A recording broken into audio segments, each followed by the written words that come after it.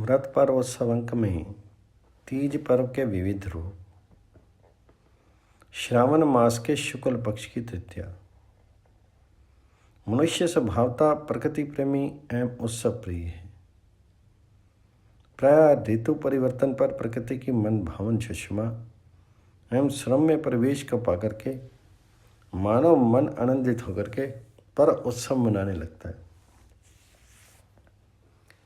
ग्रीष्म के अवसान पर काले कजरारे मेघों को आकाश में घुमड़ता देख करके पावस के प्रारंभ में पपीहे की पुकार और वर्षा की फुहार से अभ्यंतर अप्लावित एवं आनंदित होकर के भारतीय लोक जीवन श्रावण मास के शुक्ल पक्ष की तृतीया तीज को कजली तीज का लोक पर्व मनाता है। समस्त उत्तर भारत में तीज पर्व बड़े उत्साह और धूमधाम से मनाया जाता है। इसे श्रावणी तीज, हरियाली तीज तथा कजली तीज के नाम से भी जाना जाता है। बुंदेलखंड के जालौन, झांसी, दतिया, महोबा, ओरछा आदि क्षेत्रों में इसे हरियाली तीज के नाम से रथ उत्सव रूप में मनाते हैं।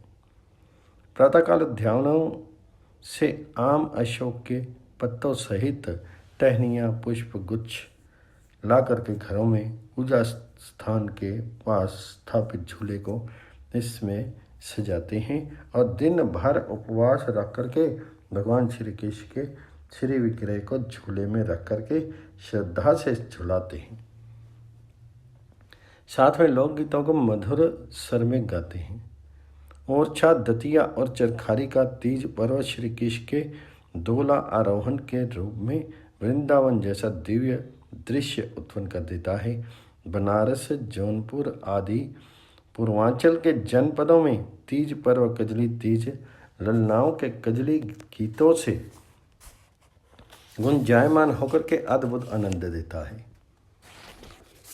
प्राय विवाहिता नवयुवतियाँ श्रावणी तीज को अपने मातृगृहों पीहर में अपने भाइयों के साथ पहुँचती हैं, जहाँ अपनी सखी सहेलियों के साथ नव वस्त्राभूषण से सज्जित होकर के सायंकाल सरोवर तट के समीप उद्यानों में झूला झूलते हुए कजली तीज के गीत गाती हैं। राजस्थान में तीज पर्व ऋतु उत्सव के रूप में आनंद मनाया जाता है। सावन में श्रम्य हरियाली को पाकर के तथा मेघ घटाओं को देख करके लोक जीवन हर्षोल्लास से ये पर्व हिल मिलकर मनाता है। आसमान में घुमड़ती काली घटाओं के कारण इस पर्व को कजली तीज अथवा हरियाली के कारण हरियाली तीज के नाम से पुकारते हैं। श्रावण मास के शुक्ल पक्षी तृतीया को बालिकाएं एवं नव विवाहिता वधुएं इस पर्व को मनाने के लिए एक दिन पूर्व से अपने हाथों तथा पाँवों में कलात्मक ढंग से मेहंदी लगाती हैं, जिसे मेहंदी मांडना के नाम से जाना जाता है। दूसरे दिन वे प्रसन्नता से अपने पिता के घर जाती हैं, जहाँ उन्हें नई पोशाकें, गहने आदि दिए जाते हैं तथा भोजन पकवान आदि से तृप्त किया जाता है। राजस्थानी लोकगीतों के अध्ययन से पता चलता है कि नवविवाहिता पत्नी दूर देश गए अपने पति को तीज पर्व पर घर आने की कामना करती है। तीज पर्व संबंधी अन्य लोकगीतों में नारी मन की मार्मिक मनोभावना इस प्रकार सुंदर रूप में व्यक्त हुई है। सावोनुरी कजली तीज साजन प्यारा पावना जी, साहिबा जी हिबड़ा न आस घड़ाए, दलड़ी तो महंगा मोल की जी। इस प्रकार कजली तीज पर इस कुल कामनी की कामना इस प्रकार से लोकगीत में इस रूप में व्यक्त हुई। मारा माथा ना मीमत लाई, मारा अंजा मारो यही ही रहो जी, यही ही रहा जी, लखपतिया धोला यही ही रहो जी। इस उमंग पर्व के बहुविध भाव में एक ये भाव भी द्रष्टव्य है। राज महारी नावघटा पर कजली तीज, तीजा जो पधारो जी महार सिरधारा। राज महारा माथा नामे मदलय रखड़ी मुलाव जी। राज महारी नाव जी। तीज पर्व का उत्कृष्ट स्वरूप एवं लोक जीवन में महत्व इस गीत में इस प्रकार व्यक्त हुआ है। पगलिया न पायल लाए जो ढोला, साहिबाजी घूंगरा रत्न जड़ाए। मुकनगढ़ हो जी किशनगढ़ चाकरी, ढोला साहिबाजी। तीज सुनिया घर आए। तीज तो तीजा करा ढोला, तीजा को बड़ी है त्योहार। तीजा तो तीजा पे करो गोरी, महारी जेरन होई छे बनाई। थाको तो दुकान रो बैठ्यो, ढोला महा को गली को निकास। इस बीच त्योहार के अवसर पर राजस्थान में झूले लगने लगते हैं और नदियाँ या सरोवरों के तटों पर मेलों का सुंदर आयोजन होता है। इस त्योहार के आसपास खेतों में खरीफ फसलों की बुआई भी शुरू हो जाती है। अतः लोकगीतों में इस अवसर को सुखद, सुरम्य और सुहावने रूप में गाया जाता है। मोठ, बाजरा, फली आदि की बुआई के लिए कृषक तीज पर्व पर वर्षा की महिमा मार्मिक रूप में व्यक्त करते हैं। प्रकृति एवं मानव हृदय की भव्य भावना की अभिव्यक्ति तीज पर्व में निहित है। तीज पर्व कजरी तीज, हरियाली तीज, श्रावणी तीज की महत्ता सता सिद्ध है। राजस्थान की परंपरा में हरियाली तीज श्रावण मास के शुक्ल पक्ष की तृतीया को हरियाली तीज कहते हैं। इस दिन महिलाएं भवानी पार्वती का पूजन करती हैं। राजस्थान की परंपरा में इस माह लड़कियों को ससुराल से पितृगृह बुला लिया जाता है। जिस लड़की के विवाह के पश्चात पहला सावन आया हो उसे ससुराल में नहीं रखा जाता। सावन में सुंदर से सुंदर पके हुए अन्न पका करके बेटियों को सिंघारा भेजा जाता है। इस माह में हिंडोले पर झूला जाता है। सुहागी मन सकर सास के पांव छूकर उसे दिया जाता है।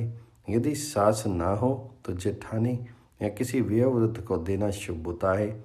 इस तीज पर मेहंदी लगाने का विशेष महत्व है। स्त्रियां हाथों पर मेहंदी से भिन्न भिन्न प्रकार के बेल बूटे बनाती हैं। इस तीज पर मेहंदी रचाने की कलात्मक विधियां परंपरा से स्त्री समाज में चली आ रही हैं। स्त्रियां पैरों में अलता भी लगाती हैं जो सुहाग का चिन्ह माना जाता है। इस तीज पर 3 बातों को छोड़ने का विधान है। पहला है पति से छल कपट, दूसरा है झूठ एवं दुर्व्यवहार और तीसरा है परनिंदा। कहा जाता है कि इस दिन गोरा विरह अग्नि में तप करके शिव से मिली थी। इस दिन जयपुर में राजपूत लाल रंग के कपड़े पहनते हैं। श्री पार्वती जी की सवारी बड़ी धूमधाम से निकाली जाती है। कजली तीज श्रावण मास के कृष्ण पक्ष की तृतीया। पूर्वी उत्तर प्रदेश के गांव में कजली तीज मनाने की परंपरा है। लोक गायन की एक प्रसिद्ध शैली भी इसी के नाम से प्रसिद्ध हो गई है, जिसे कजरी कहती हैं। अनेक ग्रामीण महिलाएं बैठ कर के एक साथ बड़े चाव से इन्हें गाती हैं। इन गीतों में प्रधान रूप से शिव पार्वती की लीला तथा दाम्पत्य विरह के भाव निहित रहते हैं। श्रावण मास के कृष्ण पक्ष की तृतीया कजली तीज के नाम से जानी जाती है। ये परविद्या ग्रह होती है। यदि इस तिथि को श्रवण नक्षत्र हो तब भगवान विष्णु का पूजन करके व्रत करना चाहिए। इस पर्व को प्रायः लोक उत्सव के रूप में मनाते हैं। विवाहिता स्त्रियां प्रायः पीहर बुला ली जाती हैं। इस दिन हाथ पैर में मेहंदी लगाने का प्रचलन है। स्त्रियां हाथों पर विविध प्रकार के अलंकारिक बेल बूटे बनाती हैं तथा नए वस्त्र पहन करके आभूषणों से सज्जित होकर के झूला झूलती हैं और कजली के गीत गाती हैं। व्रत पर उत्सव अंक में नाग पंचमी महोत्सव श्रावण मास के शुक्ल पक्ष की पंचमी। उत्सव प्रीता भारतीय जीवन की प्रमुख विशेषता है। देश में समय समय पर अनेक पर्वों एवं त्योहारों का भव्य आयोजन इसका प्रत्यक्ष प्रमाण है। श्रावण मास के शुक्ल पक्ष की पंचमी तिथि को नाग पंचमी का त्यौहार नागों को समर्पित है। इस त्यौहार पर व्रत पूर्वक नागों का अर्चन पूजन होता है। वेद और पुराणों में नागों का उद्गम महर्षि कश्यप और उनकी पत्नी कद्रू से माना गया है। नागों का मूल स्थान पाताल लोक प्रसिद्ध है। पुराणों में ही नागलोक की राजधानी के रूप में भोगवतीपुरी विख्यात है। संस्कृत कथा साहित्य में विशेष रूप से कथा सरित सागर नागलोक और वहाँ के निवासियों की कथाओं से ओतप्रोत है। गरुड़ पुराण, भविष्य पुराण, चरक संहिता, संश्रुत संहिता, भाव प्रकाश आदि ग्रंथों में नाग संबंधी विविध विषयों का उल्लेख मिलता है। पुराणों में यक्ष, किन्नर और गंधर्वों के वर्णन के साथ नागों का भी वर्णन मिलता है। भगवान विष्णु की शैया की शोभा नागराज शीश बढ़ाते हैं। भगवान शिव और गणेश जी के अलंकरण में भी नागों की महत्वपूर्ण भूमिका है। योग सिद्धि के लिए जो कुंडलनी शक्ति जागृत की जाती है उसको सर्पनी कहा जाता है। पुराणों में भगवान सूर्य के रथ में 12 नागों का उल्लेख मिलता है जो क्रमशः प्रत्येक मास में उनके रथ के वाहक बनते हैं। इस प्रकार अन्य देवताओं ने भी नागों को धारण किया है। नाग देवता भारतीय संस्कृति में देव रूप में स्वीकार किए गए हैं। कश्मीर के जाने माने संस्कृत कवि कलहन ने अपनी प्रसिद्ध पुस्तक राज तरंगिणी में कश्मीर की संपूर्ण भूमि को नागों का अवदान माना है। वहाँ के प्रसिद्ध नगर अनंतनाग का नामकरण इसका ऐतिहासिक परिणाम है। देश के पर्वतीय प्रदेशों में नाग पूजा बहुतायत से होती है। यहाँ नाग देवता अत्यंत पूज्य माने जाते हैं। हमारे देश के प्रत्येक ग्राम नगर में ग्राम देवता और लोक देवता के रूप में नाग देवताओं के पूजा स्थल हैं। भारतीय संस्कृति में सायं प्रातः भगवत स्मरण के साथ अनंत एवं वासुकी आदि पवित्र नागों का नाम स्मरण भी किया जाता है, जिससे नाग विष और भय से रक्षा होती है तथा सर्वत्र विजय होती है।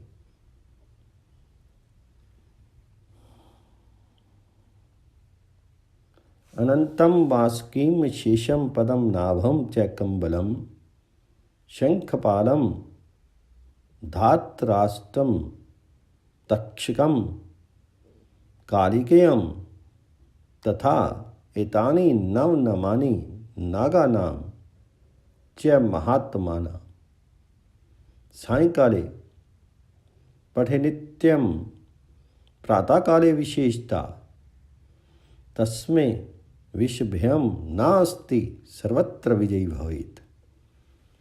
देवी भागवत में प्रमुख नागों का नित्य स्मरण किया गया है। हमारे ऋषि मुनियों ने नाग उपासना में अनेक व्रत पूजन के विधान किए हैं। श्रावण मास में शुक्ल पक्ष की पंचमी नागों को अत्यंत आनंद देने वाली है। नागा नाम आनंद करी पंचमी तिथि को नाग पूजा में उनको गो दुग्ध से स्नान कराने का विधान है। कहा जाता है कि एक बार मात्र शाप से नागलोक जलने लगा। इस दापीड़ा की निवृत्ति के लिए नागपंचमी को गोदुग्ध स्नान, जहाँ नागों को शीतलता प्रदान करता है, यहाँ भक्तों को सर्प भय से मुक्ति भी देता है। नागपंचमी की कथा के श्रवण का बड़ा महत्व है। इस कथा के प्रवक्ता सुमंत मनु थे तथा श्रोता पांडव वंश के राजा शतानिक थे। कथा इस प्रकार है। एक बार देवताओं तथा असुरों ने समुद्र मंथन द्वारा 14 रत्नों में उच्च श्रवा नामक अश्व रत्न प्राप्त किया था। ये अश्व अत्यंत श्वेतवर्ण का था। उसे देखकर के नाग माता कद्रू तथा विमाता विंता दोनों में अश्व के रंग के संबंध में वाद विवाद हुआ। कद्रू ने कहा कि अश्व के केश श्याम वर्ण के हैं। यदि मैं अपने कथन में असत्य सिद्ध हूँ तो मैं तुम्हारी दासी बनूंगी, अन्यथा तुम मेरी दासी बनोगी। कद्रू ने नागों को बाल के समान सूक्ष्म बन करके अश्व के शीर में आवेष्टित होने का निर्देश दिया, किंतु नागों ने अपनी असमर्था प्रकट की। इस पर कद्रू ने क्रुद्ध होकर के नागों को शाप दिया कि पांडव वंश के राजा जन्मजय नाग यज्ञ करेंगे, उस यज्ञ में तुम सब जल करके भस्म हो जाओगे। नाग माता के शाप से भयभीत नागों ने वासुकी के नेतृत्व में ब्रह्मा जी से शाप निवृत्ति का उपाय पूछा, तो ब्रह्मा जी ने निर्देश दिया, यायावर वंश में उत्पन्न तपस्वी जरत्कारु तुम्हारे बहनोई होंगे। उनका पुत्र आस्तिक तुम्हारी रक्षा करेगा। ब्रह्मा जी ने पंचमी तिथि को नागों को ये वरदान दिया तथा इसी तिथि पर आस्तिक मुनि ने नागों का परीक्षण किया था। अतः नाग पंचमी का ये व्रत ऐतिहासिक तथा सांस्कृतिक दृष्टि से महत्वपूर्ण है। हमारे धर्म ग्रंथों में श्रावण मास के शुक्ल पक्ष की पंचमी को नाग पूजा का विधान है। व्रत के साथ एक बार भोजन करने का नियम है। पूजा में पृथ्वी पर नागों का चित्रांकन किया जाता है। स्वर्ण, रजत, काष्ठ या मृतिका से नाग बना करके पुष्प, गंध, धूप, दीप एवं विविध नैवेद्यों से नागों को पूजन होता है। नाग पूजन में इस प्रकार से मंत्र का उच्चारण करके लोगों को प्रणाम किया जाता है। भाव ये है कि जो नाग पृथ्वी, आकाश, स्वर्ग, सूर्य की किरणों, सरोवरों, वापी, कूप तथा तालाब आदि में निवास करते हैं, वे सब हम पर प्रसन्न हों। हम उनको बार बार नमस्कार करते हैं। नागों की अनेक जातियां और प्रजातियां हैं। वैश्य पुराण में नागों के लक्षण, नाम, स्वरूप एवं जातियों का विस्तार से वर्णन मिलता है। मणिधारी तथा इच्छाधारी नागों का भी उल्लेख मिलता है। भारत धर्म प्राण देश है। भारतीय चिंतन प्राणी मात्र में आत्मा और परमात्मा के दर्शन करता है एवं एकता का अनुभव करता है।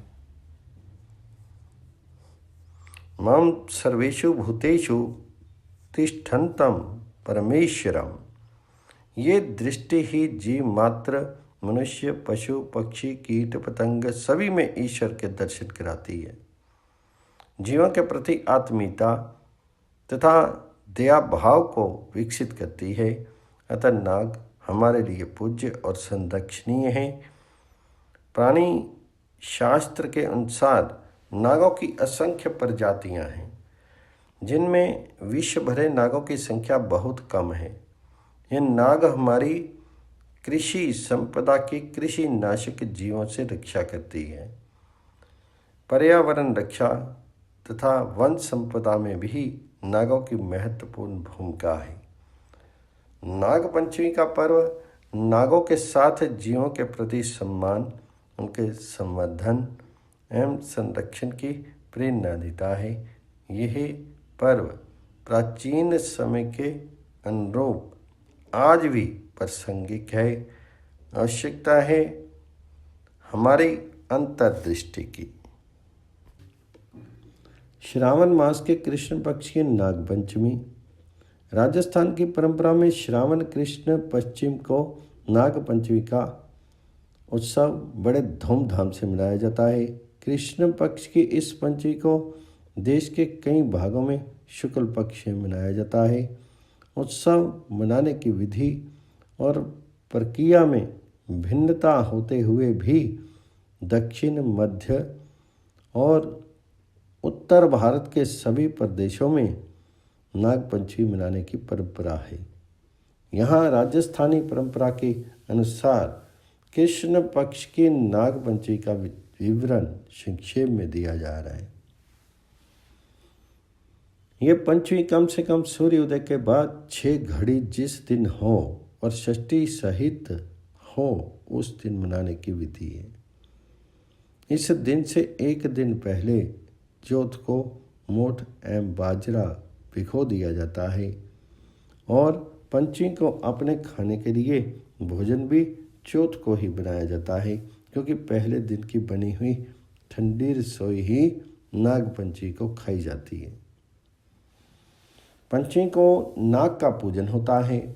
काष्ठ का एक पट्टा बिछा करके उस पर एक रस्सी में 7 गांठ लगा करके उसे सर्प के प्रतीक के रूप में बना करके तथा काला करके पाटे पर रख दिया जाता है और उस पर कच्चा दूध, घृत, शर्करा मिला करके चढ़ाया जाता है एवं भीगे चने तथा चीनी भी चढ़ाई जाती है।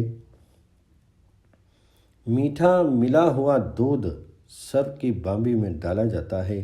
बांबी के छेद से कुछ मिट्टी ला करके इसमें कच्चा दूध मिलाकर चक्की, चूल्हा आदि पर उससे सर्प जैसी आकृति बनाई जाती है और उन सर्प की आकृतियों को कच्चा दूध, घी तथा शर्करा चढ़ा करके पूजा जाता है। दक्षिणा भी चढ़ाई जाती है। अपनी सास और अन्य बड़ी बूढ़ियों के पांव छू करके भीगे चने, चीनी अथवा खोए की मिठाई का बायना दे करके उनसे आशीर्वाद ग्रहण किया जाता है। बांबी से लाई गई मिट्टी में चने या गेहूं के दाने बो दिए जाते हैं। इसे खत्ती गाड़ना कहते हैं, जिसका अर्थ होता है घर का अन्न से भरा पूरा रहना। व्रत पर उत्सव अंक में श्रावण मास के शुक्ल पक्ष की पूर्णिमा रक्षाबंधन। श्रावण शुक्ल पूर्णिमा को रक्षाबंधन का पर्व मनाया जाता है। इसमें पारायण में अपनी तिथि ली जाती है। यदि वह 2 दिन हो या दोनों ही दिन ना हो तो पूर्वा लेनी चाहिए। यदि उस दिन भद्रा हो तो उसका त्याग कर देना चाहिए। भद्रा में श्रावणी और फागनी दोनों वर्जित हैं, क्योंकि श्रावणी से राजा का और फागनी से प्रजा का अनिष्ट होता है। भद्रायाम द्वे न कर्तव्ये श्रावणी फागुनी तथा श्रावणी निरिपतिम हंति ग्रामम दहती फागुनी। इस व्रत का विधान इस प्रकार है। व्रती को चाहिए कि इस दिन प्रातः सविधि स्नान करके देवता, पितर और ऋषियों का तर्पण करे। तो दोपहर के बाद ऊनी, सूती या रेशमी पीत वस्त्र लेकर के उसमें 700 स्वर्ण, केसर, चंदन, अक्षत और दूर्वा रख करके बांध ले। फिर गोबर से लिए स्थान पर कलश स्थापन करके उस पर रक्षा सूत्र रख करके उसका यथाविधि पूजन करें। इसके बाद विद्वान ब्राह्मण से रक्षा सूत्र को दाहिने हाथ में बंधवाना चाहिए। रक्षा सूत्र बांधते समय ब्राह्मण को इस प्रकार से मंत्र पढ़ना चाहिए। येन बद्धो बलि राजा दानवेंद्रो महाबला तेन त्वाम बंधनामि रक्षे मां चल मां चल। इस व्रत के संदर्भ में यह कथा प्रचलित है। प्राचीन काल में एक बार 12 वर्षों तक देवासुर संग्राम होता रहा, जिसमें देवताओं का पराभव हुआ और असुरों ने स्वर्ग पर अधिपत्य कर लिया। दुखी, पराजित और चिंतित इंद्र देवगुरु बृहस्पति के पास गए और कहने लगे कि इस समय ना तो मैं यहाँ ही सुरक्षित हूँ और ना ही यहाँ से कहीं निकल ही सकता हूँ। ऐसी दशा में मेरा युद्ध करना ही अनिवार्य है, जबकि अब तक के युद्ध में हमारा पराभव ही हुआ है।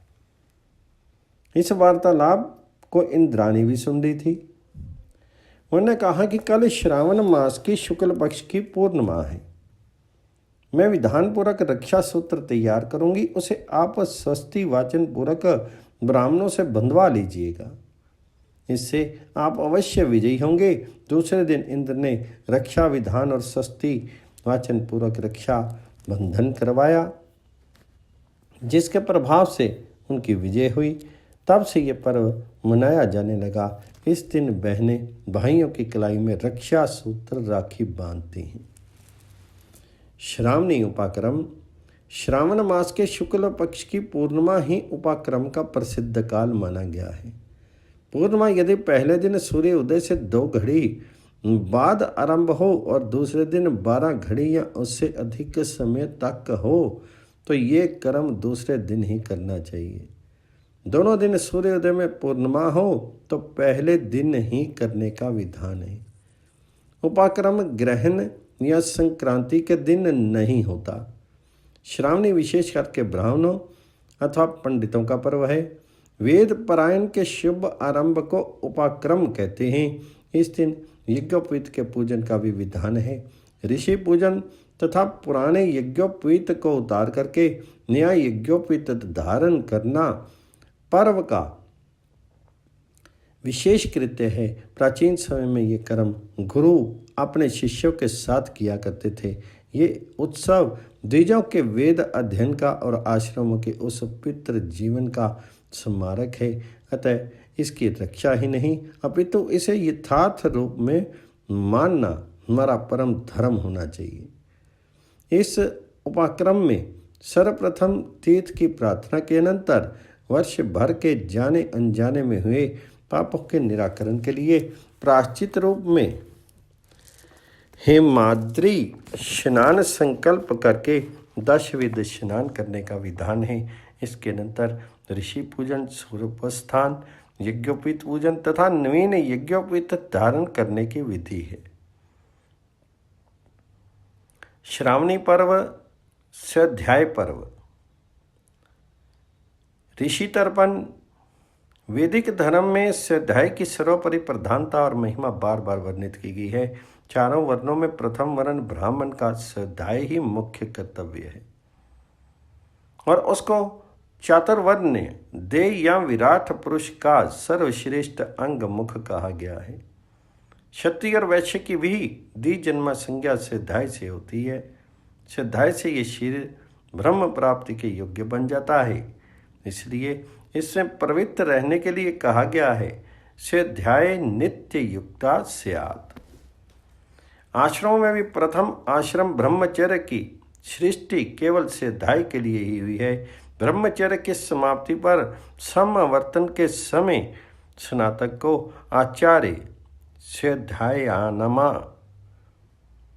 प्रवद स्वाध्याय प्रवचनमाभ्याम न प्रमदितव्यम का उपदेश देते हैं कि आगे चलकर के गृहस्थ आश्रम में भी स्वाध्याय करते रहो। मनुस्मृति में मनु महाराज ने ब्राह्मण के लिए विधान किया है।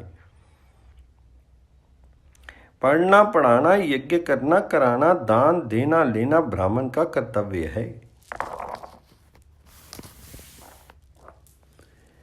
गृहस्थ के पश्चात वानप्रस्थ का भी प्रधान कर्म स्वाध्याय और तप ही रह जाता है।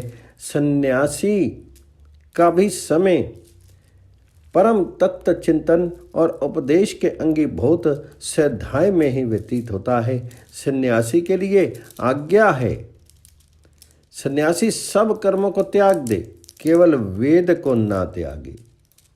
स्वाध्याय को इतना महत्व देने का उद्देश्य यही है कि जिस प्रकार शरीर की स्थिति और उन्नति अन्न से होती है, उसी प्रकार सारे शरीर के राजा मन का भी उत्कर्ष और शिक्षण स्वाध्याय से होता है। स्वाध्याय के सातत्य से मान सुमकर दर्पण जैसा स्वच्छ और पारदर्शी बन जाता है। इसी को मंत्र दर्शन भी कहते हैं।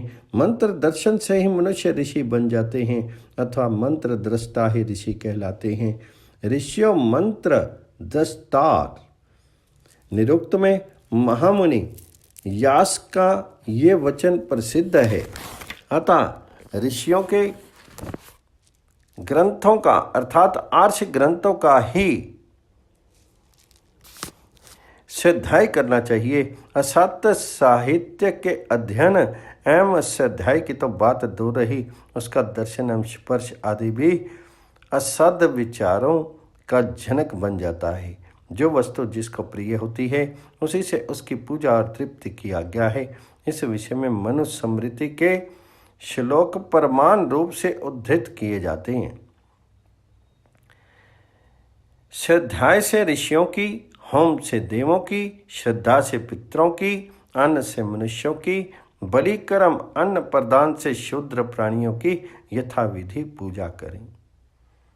हमारे देश की प्राचीन परंपरा ये रही है कि नित्य ही यहाँ वेद पाठ होता था, किंतु वर्षा ऋतु में वेद के पारायण का विशेष आयोजन किया जाता है, उस पर बहुत बल दिया जाता है। इसका कारण ये था कि भारतवर्ष कृषि प्रधान देश है।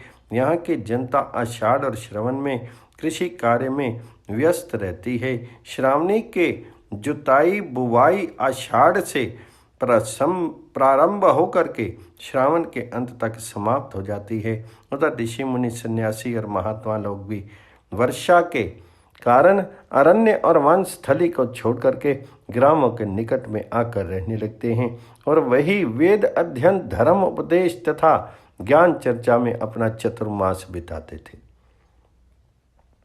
श्रद्धालु लोग उनके पास जाकर के वेद अध्ययन और उपदेश श्रवण में अपना समय लगाते थे और ऋषि जनों की सेवा करते थे। इसलिए ये समय ऋषि तर्पण भी कहलाता है। यह वेद अध्ययन श्रावण शुक्ल पूर्णिमा को आरंभ किया जाता था, अतः इसे श्रावणी उपाक्रम कहा जाता है। जैसा कि पारस्कर ग्रह सूत्र में भी लिखा हुआ है,